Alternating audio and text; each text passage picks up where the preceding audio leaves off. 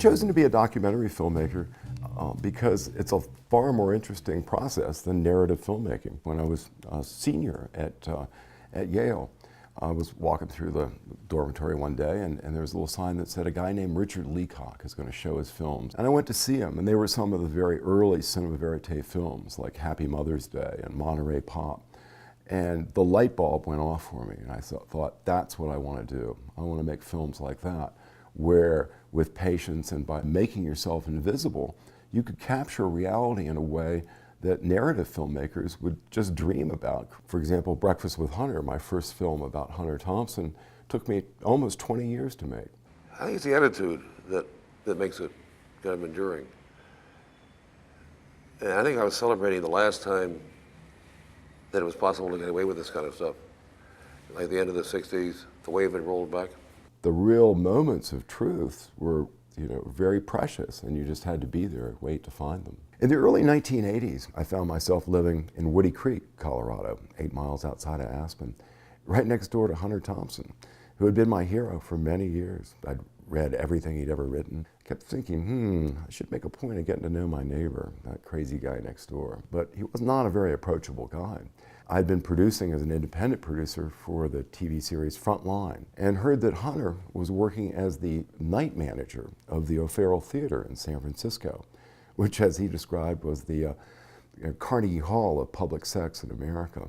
And I thought, well, there's a hook for, selling this to Frontline. David Fanning, the executive producer, said, how could you possibly expect that I would go up before Congress and defend a film about Hunter Thompson? I got a little bit of money together, and we did a pilot. Tried to pitch it to HBO. It's called the Gonzo Pilot. HBO threatened if I ever brought up Hunter Thompson again, they would call security. So I realized if I was ever going to make a film about Hunter, I'd have to do it on my own. It wasn't easy getting close enough to Hunter Thompson to make the kinds of films I did. I was honored that he showed the kind of trust in me that he did. And I think it's because he respected the fact that I wouldn't call 911, I wouldn't steal his girlfriends, and I wouldn't take his drugs. But he also realized that I had a certain amount of discretion.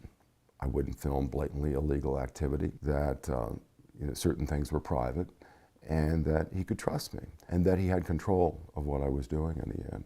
And I was happy as a filmmaker to give up that control. It was a joint project. With a subject like Hunter Thompson, I don't think you could really direct him all that well if you wanted to. Hunter Thompson's heavily identified with drugs and craziness and heavy drinking. And that certainly was all a part of his lifestyle, no doubt about it. In fact, one of the reasons why he was a hero of mine before I ever even knew him was that somehow he seemed to be able to live that lifestyle, or at least we thought he did, and still got the work done, still produced some of the greatest prose that's ever been written in American literature.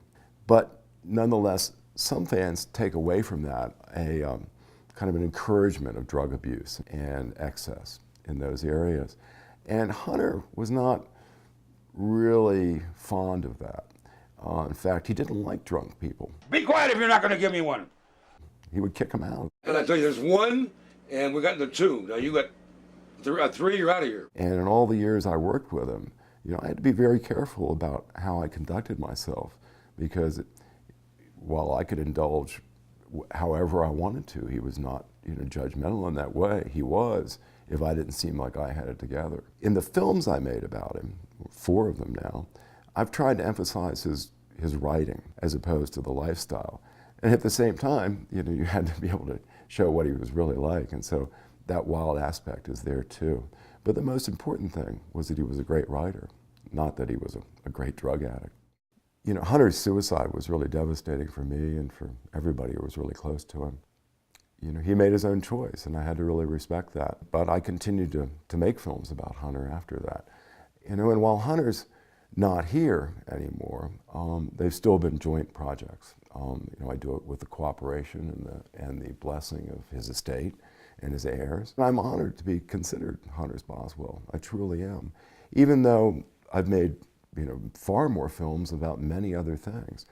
Now, obviously, the egotistical filmmaker in me would like to have my own separate reputation for the other films I've made, about politics, about dog mushers, about everything you can possibly imagine. But still, I don't think it's a bad thing to be considered Hunter's Boswell. I think making films about Hunter has been a way that I can still have a relationship with him, you know, still feel like my buddy's here. You know, I miss him every day, especially during football season. So it's hard to find good people to bet with. Sometimes it's pretty emotional, actually, to sit in the editing room and, you know, especially when I put, you know, music with it or whatever, you know, I get misty about it. But you know, we all miss him. But it is a way of keeping him alive. And I feel that, you know, that's in many ways why he chose me to do what I did and what I continue to do, was I think he'll live forever with the films.